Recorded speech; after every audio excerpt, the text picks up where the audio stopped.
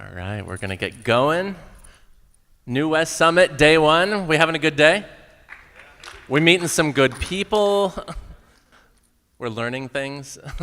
I gave some opening remarks in this room earlier than a lot of you were probably awake, and just discussed the magic of a cannabis conference. Even though we're here talking about business, as we watch this substance go through legalization and commercialization and normalization, it's still an inspiring opportunity to learn, and I think we're going to learn a lot from these two gentlemen to my left.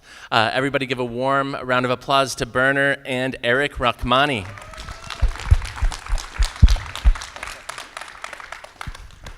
I just learned this about 30 minutes ago, but both of these gentlemen are Bay Area natives and still representing here strong. So yeah, I think that's pretty damn cool. But as you know, if you know anything about either of these guys, you know that music and cannabis is a major part of both of their lives, their livelihoods. So let's just start broad, and then we're gonna get to know them a little bit better. But Berner, we're gonna start with you. Music and cannabis. Let's talk about an early inspiration or a touch point for you. I think it was really just like watching MTV back in the days and seeing like some of the artists at the time I was really into, how many people they could touch through music. And of course at the same time I was a pothead, and I learned very early on in my life that music and weed is a great way to connect with people, to network with people, to start a conversation with someone you may have nothing in common with. It's a great way for people to bond. So that's kind of like my whole story, is that when I was young, I was watching MTV, I was into music, I was into weed, and just kind of started learning that if you want to start a conversation with someone you may not have anything in common with, music and weed is a great way to start that conversation. So true. And if we're talking early MTV, what year are we talking? And maybe who's one of those artists who resonated with you? I was really into Nirvana back in the days, which is random because I'm a rapper, but I like Nirvana a lot. And probably like when I was like 13, 14 years old. Sure. Yeah. You remember that MTV Unplugged record? All that. Oh man, yeah. So good. Yeah, that was cool. Eric, music and cannabis. Let's talk about one of your early inspiration points. Yeah, it sounds really stereotypical, but my sister got me into reggae music, and I didn't really feel reggae music until I tried cannabis with it, and I finally it just resonated with me, and even in the music, that I was listening to, they were talking about cannabis and all these medicinal benefits, through the music. It was totally educational for me, and it was like just a white light. I saw like it was amazing. Like it was amazing, a big group of knowledge all of a sudden through the music, and I was just hooked. And what about one of those specific touch points in your early reggae education?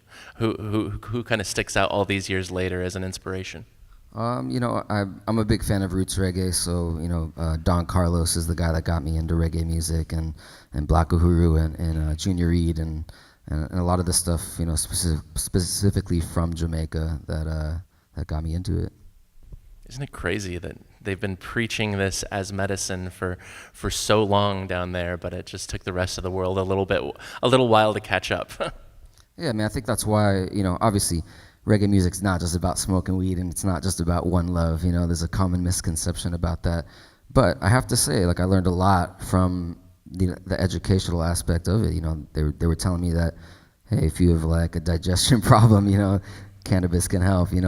If you're stressed out, all sorts of medicinal issues that these guys were talking about for decades. So I really found a lot of knowledge in the music. Sure, Berner, you can't talk about Nirvana without talking about Kurt and how he died, and how perhaps if he had a different substance of choice, maybe he'd still be around writing music today. Yeah, I mean, depression is real, drug abuse is real, just pain is real. And, I had the opportunity to be a bud tender at 18 at the Hemp Center in San Francisco. And there I learned so much about the medical benefit of cannabis. And even though it's recreational now, like, we have to still acknowledge all the medical benefits that come with it. And so someone in that state of mind, I can't say that weed would have saved Kurt Cobain, but it would have been a great alternative to the things he was on. And might have sparked a conversation that needed to be had with him. And it's a crazy world right now. A lot of people are angry. A lot of people are hurt. They're hungry. There's a lot of changes going on, and I think the one common thing that I have in my life that puts a smile on people's faces is the weed still. It's been like that for a long time, Absolutely. So this is just kind of easing into this conversation with these two extremely talented and influential gentlemen who are sharing their afternoon with us. But while everybody in here probably is familiar with one or the other, maybe there's one of them that you're not super familiar with. So, gentlemen, starting with you, Eric, who are you and why are you here? How did you find your way to New West Summit 4.0?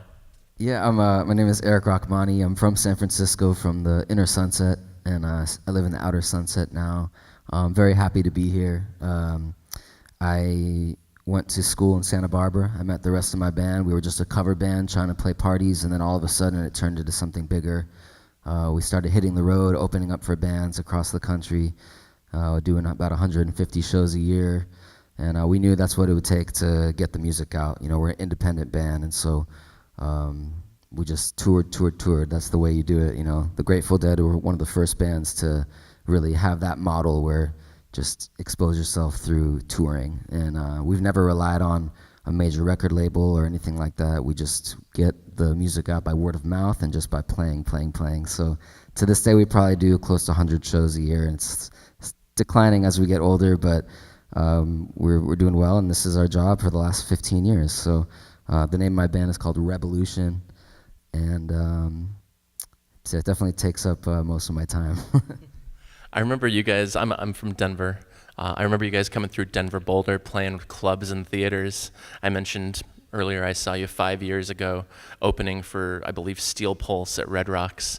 And now you're headlining these big rooms, these big amphitheaters. It certainly speaks to the work ethic that you just discussed. I mean, touring 150 dates is a lot of work. Yeah, and I'm sure, Berner, too. I mean, the touring lifestyle is difficult, but we do it for the love of it, right? So whenever we get on stage, it's a breath of fresh air. It's how we express ourselves.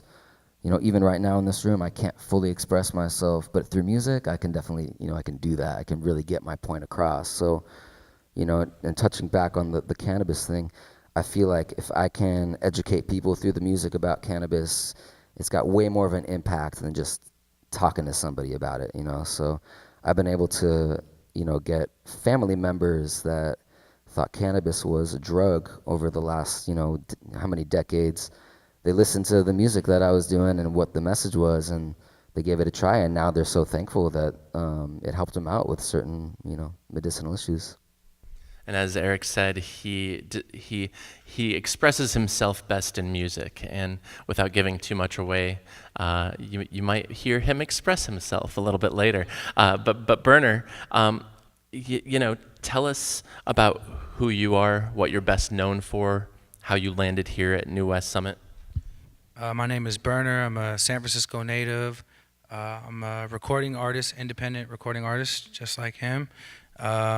I am a marijuana activist, as well as the co-founder of Cookies, one of the co-founders of Cookies, which is, I believe to be one of the most relevant cannabis brands in the world, from cannabis to lifestyle clothing to just like representing our culture here in the Bay Area. And I got here from hard-ass work ethic.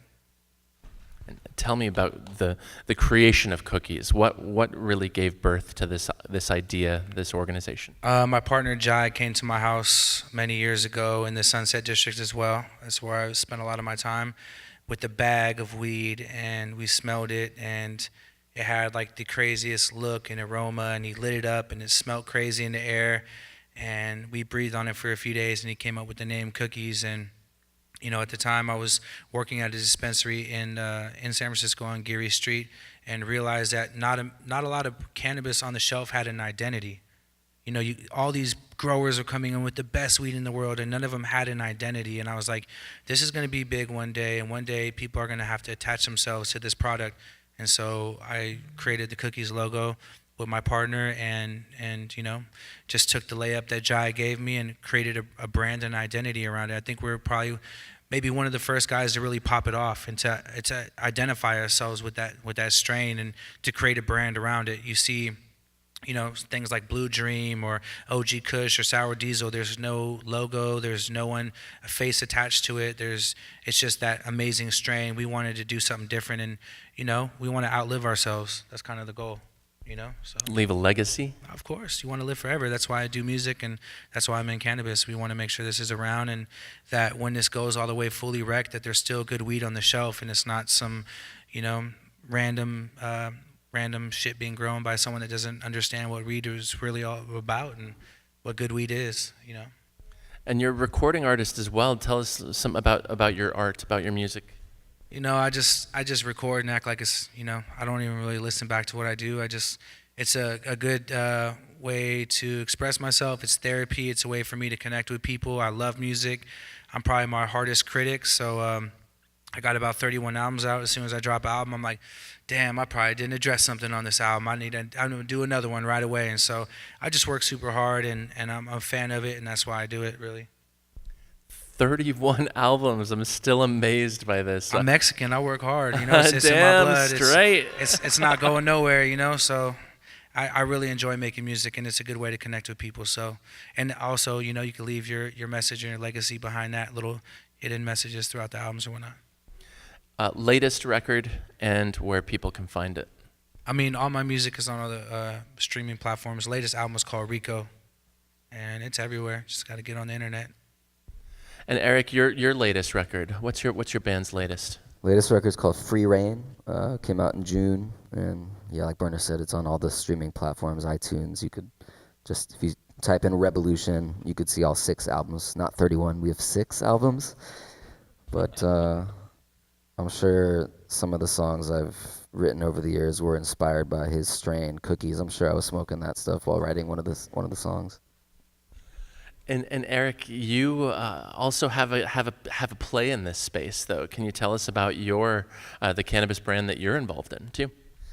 Yeah, like I was saying earlier, we feel like we're like educators. We realize that a lot of our listeners probably don't smoke that much weed, or have tried cannabis. And yes, we play reggae-inspired music, but I think a lot of people listen to Rebelution that don't listen to a lot of reggae. So we wanted to have a product that was easily triable, basically. I'm talking about all these medicinal benefits, and I grew up thinking cannabis was a drug, right, to avoid it completely, just like many other people. And so we wanted to have 2 vaporizer cartridges, 1 indica, 1 sativa, see what works out best for the trier, for the user. So we teamed up with Flav to put out 2 products, and I use them all the time.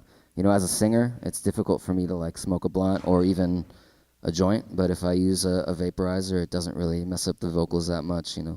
Like I was saying, I sing 5 days a week for an hour and a half to 2 hours, so it's a great way to just kind of get in the mode, and and we think it's a great product and people like it. And we were having this conversation earlier. I think everybody, or at least most of the folks in this room, have experience consuming flower, consuming either flower or concentrates via like vaporization. And while it lacks any hard science about one being better for you than the other, I think we all certainly, or many of us, have a certain preference. And I'm curious, because you're such a great case study, because you are performing so regularly. Vaporizing, it is significantly easier on your body, on your throat, than smoking. And for me, I mean, if I'm not on tour, I like to roll up a joint. And everybody's got their own preference. Maybe smoking a joint or a blunt like gets them in that perfect vocal range. You know what I mean? I don't know. For me, it seems to work. Gets me in the right mode. I mean, I take my performances very seriously. I always stay hydrated. I take care of my body on the road. And so finding that perfect little balance, whatever it might be for somebody, works for them. Speaking of staying hydrated, just a note, you guys have some water right down by your feet, right here, Berner. And just for fun, it's a Saturday night. You have no plans except for the cannabis that awaits you. What is the ideal cannabis and ingestion method? Berner, where are you going with that?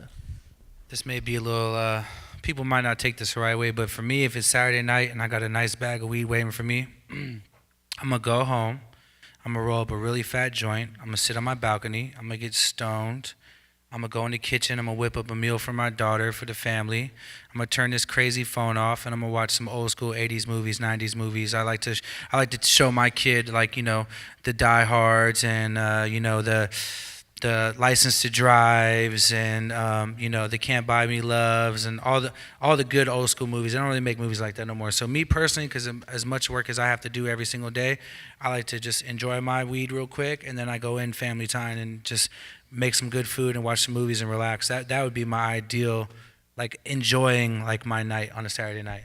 I love it. And so many of my friends who consume, who are parents, argue that cannabis makes them a better, more engaged parent. What's your thoughts, Berner? I mean, I don't know if it makes me a better parent, but I just know that, like, honestly, cannabis makes me better. Weed makes me better. It helps relax me. It makes me smile. It makes me creative. And so, hopefully she doesn't know what I'm doing outside yet because she's only 11, but I wander out there and I come back in a great mood and I make her some great food and turn on that big-ass TV and I'm happy as hell. So if that makes me a better parent, then I don't know. But I don't drink, so, and there's nothing wrong with drinking, but I'm sure if I was drunk, emotions might come out, I might get trippy, or I don't know. So does it make me a better parent? I don't know, but it keeps me happy, and so I think that's cool. Eric, Saturday night, no plans?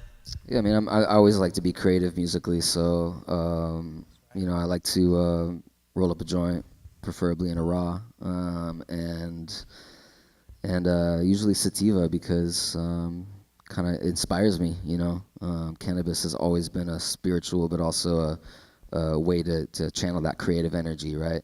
And I don't think you need it to like get creative and write music or play music, but it's a way to get to that mode. And so I find that every time I roll something up, I just want to create music. I want to get my guitar, and great things happen. Can you give us a concrete example, maybe? What is maybe a song that you can say, oh yeah, I was at home, that was right after this beautiful joint that I rolled or a pre-roll that I bought, one that was a direct result of consuming this substance? Yeah, I think all of them. In the creative, aspect, I love to get high, and I love to make music. It's one of the greatest feelings on the planet. I notice that I'm a very slow songwriter, but I think rolling something up, you're not held back. You just go for it. What do you have to lose? You get that creative juices flowing, and great things happen. So basically, if I roll up some really good shit one of these nights and invite you over, we'll knock something out together, maybe? Oh yeah, in the sunset. That's Let's good do to it. know. Okay, good. Let's feed off this a little bit because, Berner, you said something as we were talking before coming up here. Music and weed, you said both of these things, they connect people. Can you go further with that? Because there's a reason we're talking about music and cannabis here. There's a reason for those of you who were here last year. I spent an hour up on this stage with George Clinton, and we had an amazing, spectacular conversation about a lot of these same subjects. But, Berner, what do you mean? They both connect people. Where are we going? I mean, I just love people in general. I love talking to people. I love meeting different kind of people. And in, my life, I found it that people can bond over cannabis, weed or music. And, just being a performer, having that stage sometimes, anywhere between 10,000 to I was lucky enough to perform in front of 100,000. They're listening to you, and so your music may resonate with them. They, one of the coolest things I've ever heard, and I hear a lot, is your music helped me get through some really hard times. Your music motivates me. I give money to your music.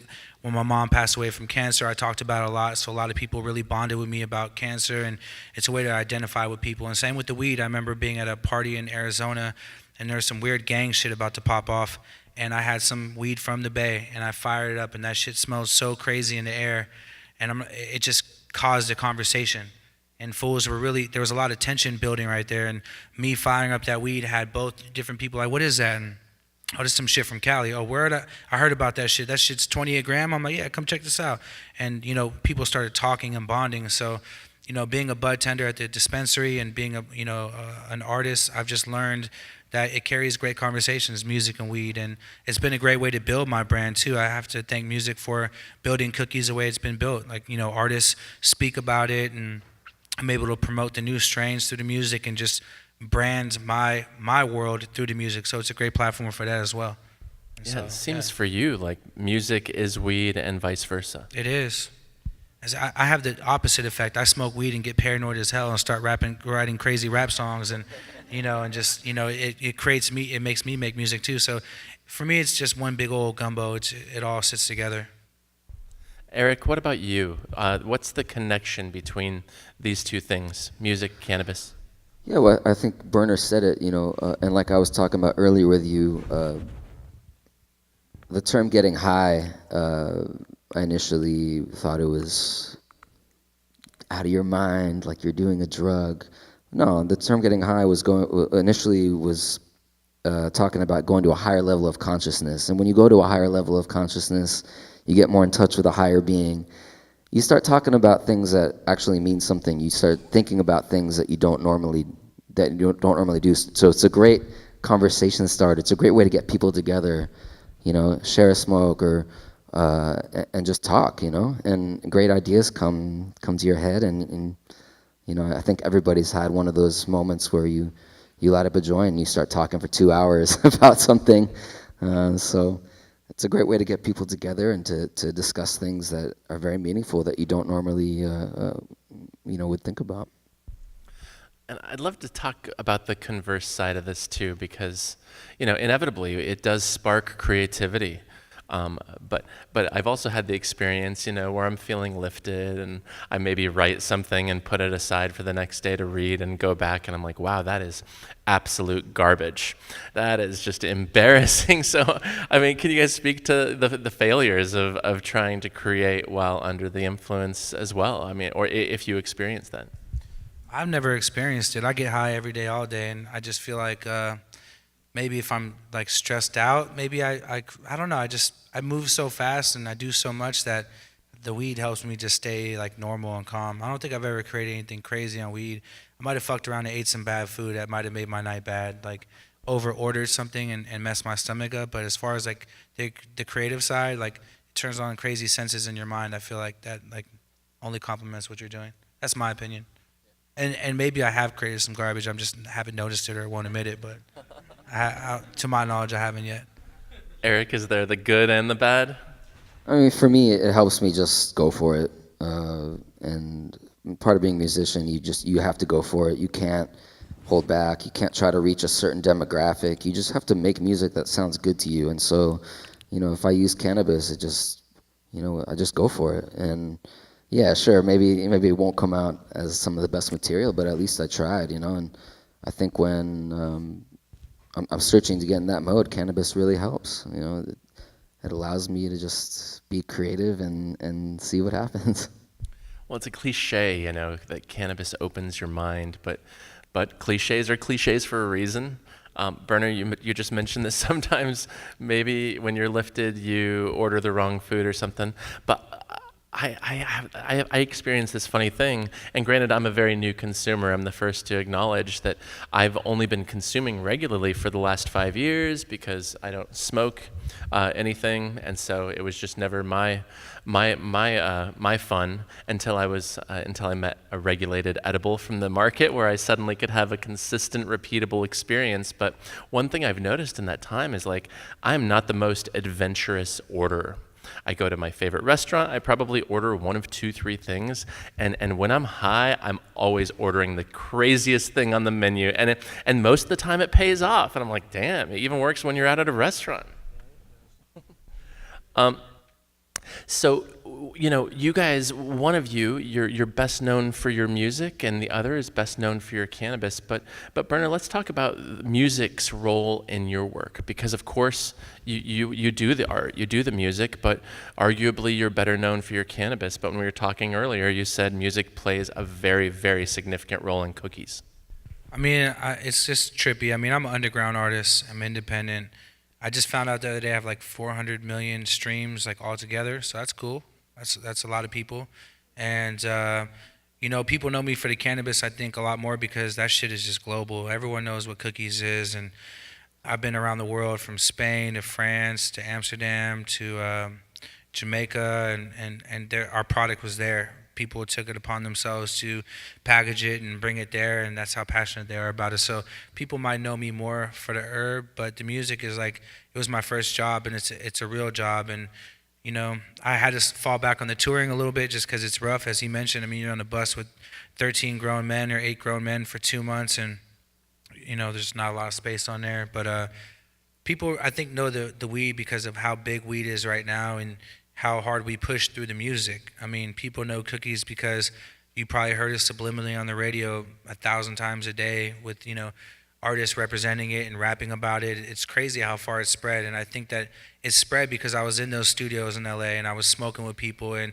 I was sharing it with people, and they would go ahead and turn around and talk about it and share their experiences about the weed, and that shit spread like wildfire through music. So people know me for music because I make it, but at the same time, I was pushing another agenda the whole time too. So I kind of creatively used my platform to build this shit and to take it to the next level. And it's priceless to be in the situations I've been in. I'm sitting there with Chris Brown or with Wiz Khalifa or with Snoop Dogg or Be Real, or I mean, I can go on for hours, but they come into our studio sessions or we're in the same building, and I smoke some amazing Northern California Bay Area bred herb with them, and it changes their whole, their palate's not used to it. They've never seen it. They've never smelt it. It's new. It's exclusive. They're going to go talk about it, and when they talk about it, the world hears about it. So I think that music has helped made the weed more of, I'm recognized more of the weed because of music. It's weird. It's trippy. Can you talk about maybe one of the first instances you had where you heard your brand name on FM radio or MTV or whatever it might have been, where you recognized, shit, this could get real? Yeah, it was. I heard it a bunch, but the one that really sunk into me was Rich Homie Quan. He had a song, I forgot the name of it, but it was on radio and TV every day. And his little line was like, Girl Scout cookies got me high today. And I'm like, damn. And then it just started going, I mean, a lot of people rapped about it, including myself. And but that one just was in heavy rotation. And God Bless Amigos, them dudes put on hard for us heavy. And it's real, it's organic. We don't pay them nothing. It's no promotional program. They're just obsessed with the weed, and they want to make sure they have access to it every time they see me or when I'm not around. So I've just been blessed. I think I've been in the right places at the right time, and my partner has bred the right weed. And I mean, this shit speaks for itself, really. And I'm guessing this has been, inspiration for a number of friendships with some of these people as well. It definitely started conversations to become good friends. Like Be Real invited me on the smoke box and his crazy ass hot box Cadillac that was not really easy to do. And it's Be Real, Cypress Hill, and I fired up some shit he has never tasted before, and we became buddies in that car, and we got out. He said, let's do some music. I'm like, cool, and that led to an album, which led to 3 albums, which led to a European tour coming up soon. So the weed has definitely brought people in my life for sure. Same with Chris Brown and a bunch of other people. They smelt it, from the studio down the hall, come knock on the door like, Berner up in here? He is? Hey, Brown wants to know what's up with that cookie shit. I'm like, oh, here you go. Go ahead and get that to Brown. Oh, cool. And then he comes in personally, and then boom, boom, boom. So it's cool. That's great. Eric, conversely, we've talked about the role of cannabis in your work, but now that you and your colleagues, your bandmates are getting involved in the actual industry of cannabis, how has that changed your view of what's happening right now as legalization is spreading across the globe? Here next week, Canada's going rec on October 17th. So has that changed your perspective of how you see cannabis, but also the industry itself? I mean, I think we're just really proud to be a part of the movement. Since we came out in 2004, we were always really proud of being pro-cannabis and cannabis advocates. So I think for me, I'm just trying to normalize cannabis. We're at a conference right now where everybody's involved in this industry, and obviously it appears like it's very normalized, but when we travel to and play Birmingham, Alabama, or like Oxford, Mississippi, or in Arkansas, I mean, it's a different world out there. And I feel like I have like a really important role to educate people about cannabis in the way that, I learned about it through the music. So I think it's really important for us to have a product that is easily accessible, and to just, we're very proud of it. We're proud to be a part of this movement for 15 years now. So to me, it seems like cannabis really isn't normalized, and I feel like I have like a mission. I have a purpose to really get out there and spread positive music. And cannabis, I feel like, is related. I feel like it's a positive tool to use. Like we were talking earlier, like you don't drink. Like when people use cannabis, like they're not going to get into a fight, or typically. So I think it's a great way to calm the nerves and for people to get together and just have good conversations. And I've always felt that way. I was going to give him props because I stopped going to some of the markets. I got scared. They started trying to target my tour buses and come to my hotels, and I was scared as hell to go to Kansas City and Virginia and some of the Bible Belt where it's not cool. Like you walk into one of these truck stops smelling like weed off your tour bus, feeling good, and you get looked at like, I'm going to hang your motherfucking ass. And you'd be like, wow, I'm out of here. So I give you props because I stopped my tour routes around that area, and I got scared to get targeted. You know what I'm saying? I'm blessed to never be in trouble, but I thought if I were to get in trouble, it'd be out that way. So I owe some people some shows and some markets, and yeah, I give you props because I'm about to pull up. Right on. I'm about to get my vape pen on and not blow so hard on the bus. And I'm going to pull up to Kansas Cities and whatnot. Yeah, I mean, it really is a different world out there. Yeah, we've had experiences with enforcement, and it's definitely not fun. Now that California, Denver, Washington, Oregon, and all these places are starting to legalize, we still have a greater mission to bring that to the other states. And I feel like a lot of our listeners are still learning about it, and we're proud to be a part of that movement and just educate them.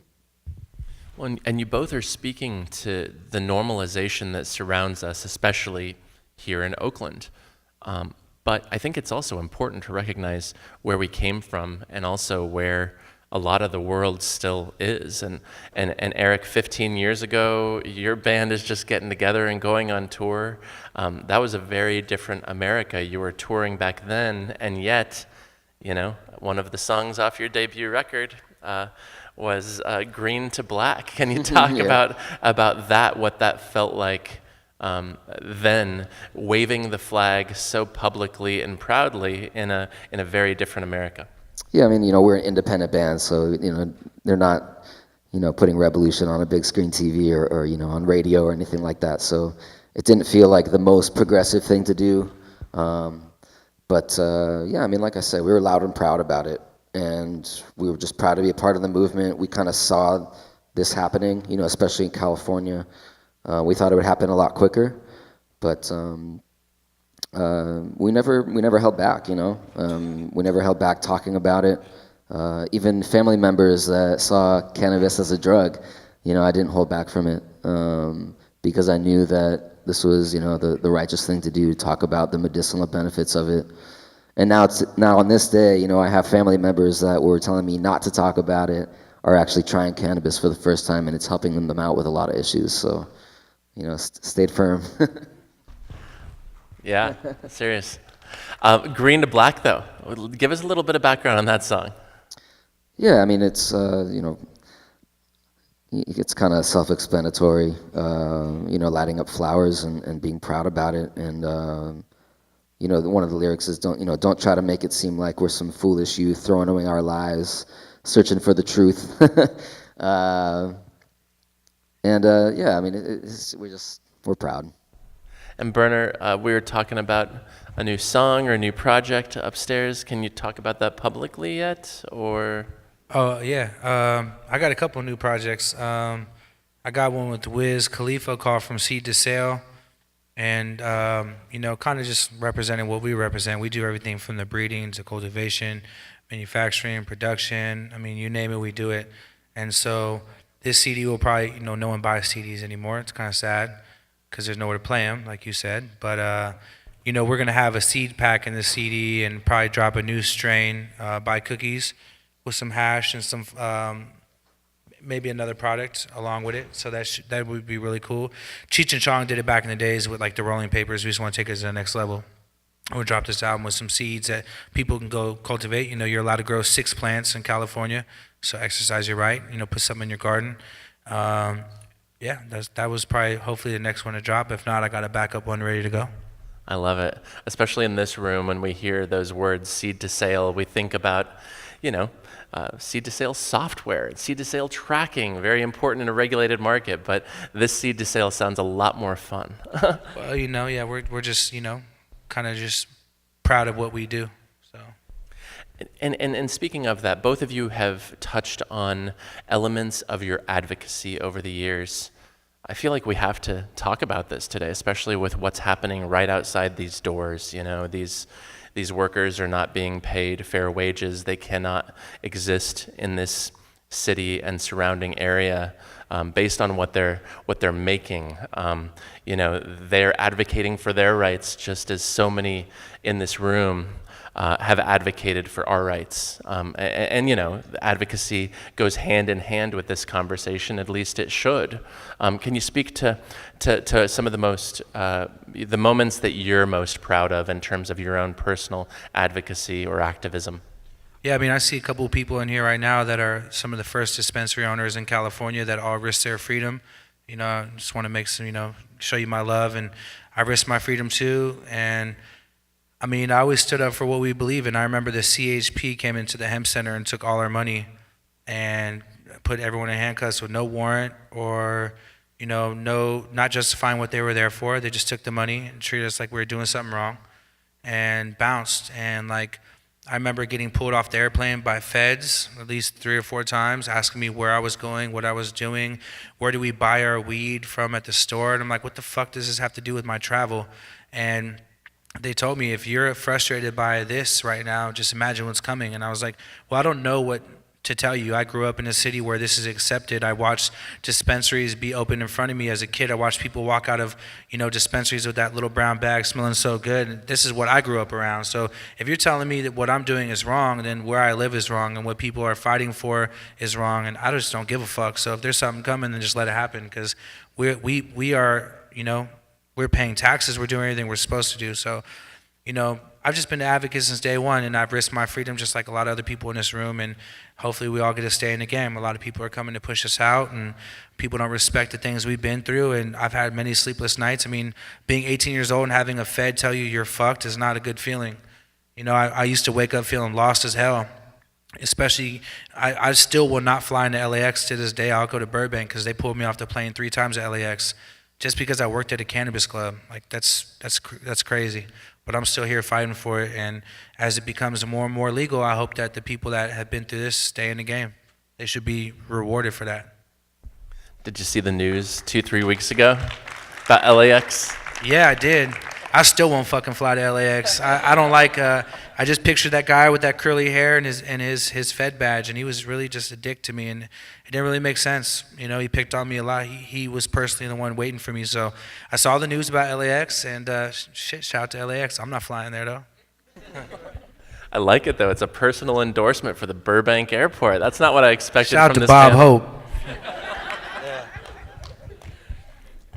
Eric, what about you? You've talked a little bit about your own advocacy, but now it seems like you're stepping it up a notch. It's one thing to sing, to write and sing songs about this, but now you're here speaking and keynoting a cannabis business conference.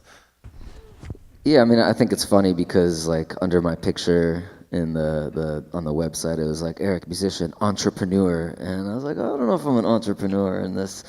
But like I said, I just feel like an educator in this scene. I've always been an advocate.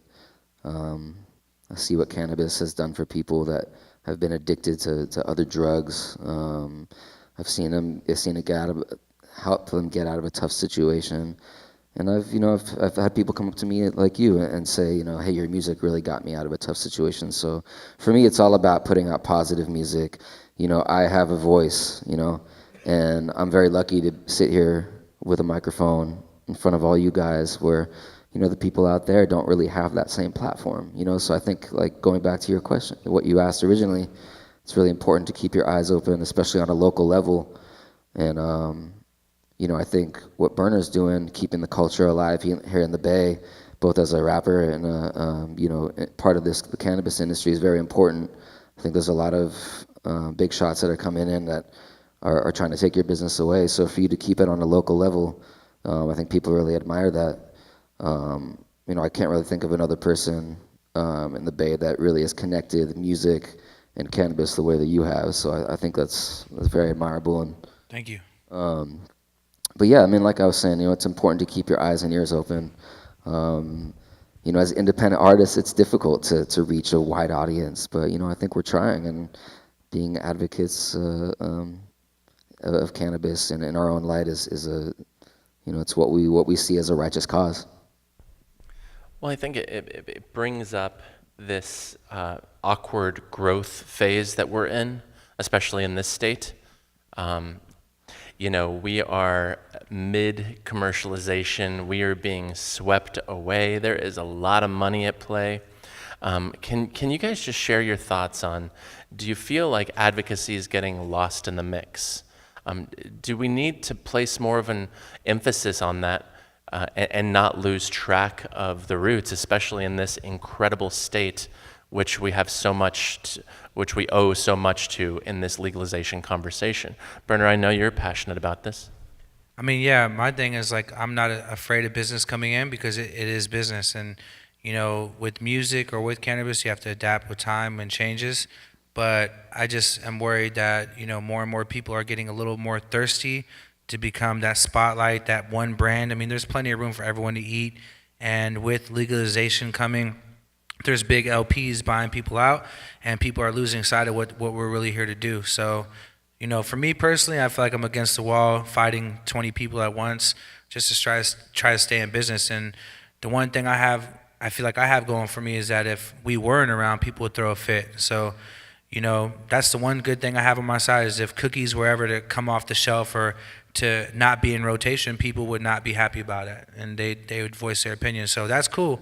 And, I'm down to work with big business, and like I said, they should just respect culture and respect the operators in this room that have been around, and they can gain a lot of knowledge. While they might know business and while they may have funding, experience is priceless.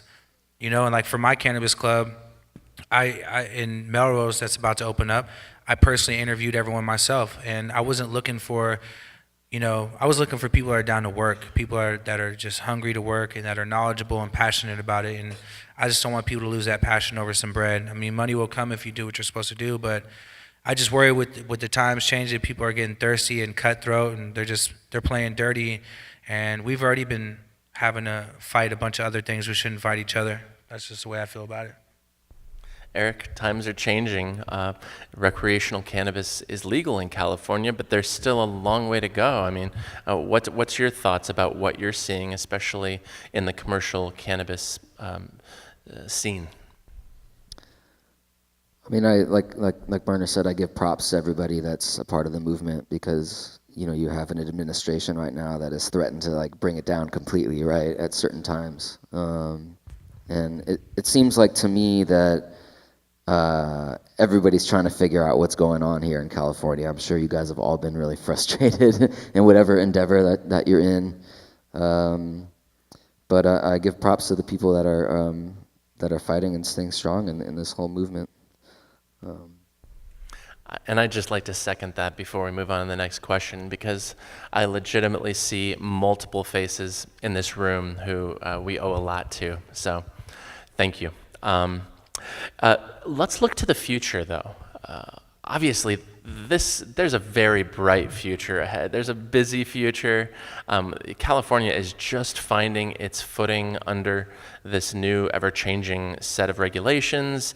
As we mentioned, Canada, East Coast is alive, West Coast is everywhere, and November, right? It's Michigan's all but a shoe-in, it looks like, and more. But do you guys have any predictions for the future of this plant that we're here to discuss? Shit, I hope it's legal everywhere, so no one has to worry about going to cities, that I was afraid to go through for my music, because they all need the weed too. If I were to predict something, I probably think by 2025 it'll probably be legal everywhere. And my only goal for the future is to keep the good weed on the shelf.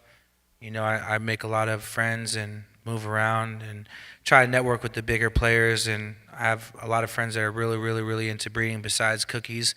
We're wrapping up a bunch of brands under us that are great breeders, that are young talent. And I just want to place them in some of these big business grows. That's all I really care about. You know, whether we're here to stay or not, I just hope when, you know, and again, I say this, you know, as a responsible parent, but if my kids decide to smoke weed when they're older, it's good. That's all I care about. I don't want an investment banker to pick some, you know, random seed bank shit and it just be terrible and them have a terrible experience, you know. There's good weed right here where we're at in the Bay Area, and we've done a lot of hard work to keep it in rotation. So if I were to predict everything, hopefully in 2025 everything's legal and they keep the culture, and you just don't go to Walgreens and buy a bag. You're able to go into dispensaries and speak with people, and you know there's consumption lounges, and it's kind of like a Spain vibe. Spain got a good vibe going right now. So hopefully it's like Spain in San Francisco, and I can have a shop. All right, let's say federal legalization is happening. Cookies is on shelves 50 states. Is cookies being grown in all of these individual states, or is all of it being grown in NorCal and distributed? We always talk about if the walls come down, what's going to happen. Me personally, I would like it to be grown everywhere because I don't want my shit to get dried up from A to Z. I want to grow it in New York and educate people out there how to grow and bring people around the plant. It's a really nice. I grew some outdoor this year in my backyard, and I mean just that little project was really fun, and it was like the nicest, like most therapeutic thing I've done in a long time. So hopefully we can grow it everywhere. That would be the best goal. This, you know, I could be selfish and say we're growing it right here and we're shipping it everywhere, but we're going to put these plants everywhere. That's what I would like to see. And I'm sure, knowing this room as I do, most of you have probably grown your own, but if you haven't, please do, because it's strangely life-changing. It's amazing. Eric, predictions for the future. It's so fun because you're just now dipping your toes in this industry and you've been a long-time supporter, but where do you think specifically the industry's going? Yeah, I mean, like Berner said, I think that, you know, countrywide legalization is definitely in the future. That's where I see it. I just want to be a part of it. I want to continue spreading the word about it, educating people, being openly a cannabis advocate. So, yeah, I think that's what we all hope for. I think it's bigger than just business, you know. I mean, this is something that, you know, people have been using spiritually, creatively, medicinally for centuries, right? And so it should be free for everybody to use and to grow themselves. Of course, cannabis is no stranger to Rebelution shows, but can you imagine, you know, if you're crisscrossing the country and suddenly there's legal permitted use inside a lot of these venues that your band's playing? Yeah, I mean, I think there's so much cannabis use at our shows that the security doesn't even bother kicking people out because they'd have to kick out everybody pretty much. So it's actually nice going to places like Alabama where they just they get, you know what you're getting when you book Rebelution, that people are just going to partake. And so for that hour and a half, it's just a nice little safe zone for the fans to enjoy themselves. Ladies and gentlemen, Berner and Eric Rachmany.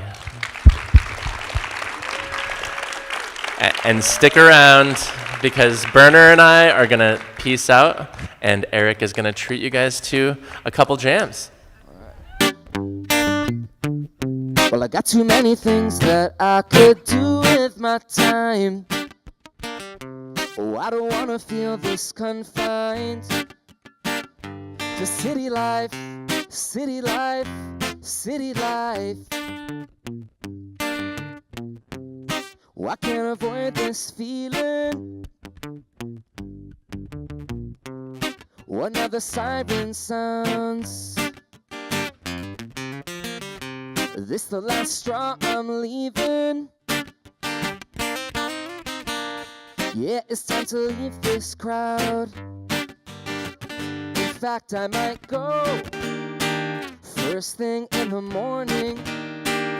Hate to lay low, I gotta get out of here for real. Yeah, that sounds good to me. I find some cleaner air to breathe. Yes, get away from everything. I Never have I ever felt like this. Yeah, that sounds good to me. Find some cleaner air to breathe. Yes, get away from everything. Never have I ever felt like this. Hey, really and truly I should pack up and find my way under the stars, or roll a sock up and find some peace and quiet, get my spirits back up. Breathe in the oxygen and find a place to shack up. Hey, that'll keep me on track, my friends, to get back the things that I like, to get back the things that I lack. That's it, in fact I might go first thing in the morning. Hate to lay low, I gotta get out of here for real. Out of here for real, yeah, that sounds good to me. Find some cleaner air to breathe. Yes, get away from everything. Never have I ever felt like this. Yeah, that sounds good to me. Find some cleaner air to breathe. Yes, get away from everything. Never have I ever felt like this. I don't wanna be waiting in line. I got too many things that I could do with my time. Oh, I don't wanna feel this confined. City life, city life, city life.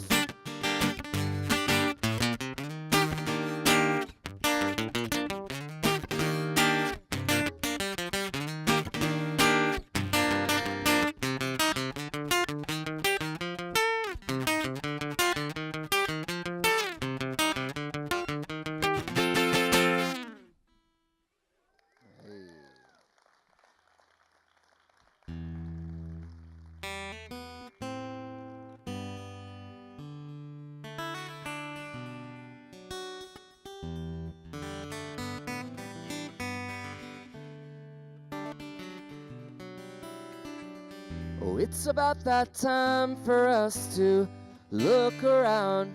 You meet somebody new, and let's all welcome in familiar faces. Perhaps somebody who has a conflict in their life. Alright, tell them you're sorry, but there's ways to change the wrong to right.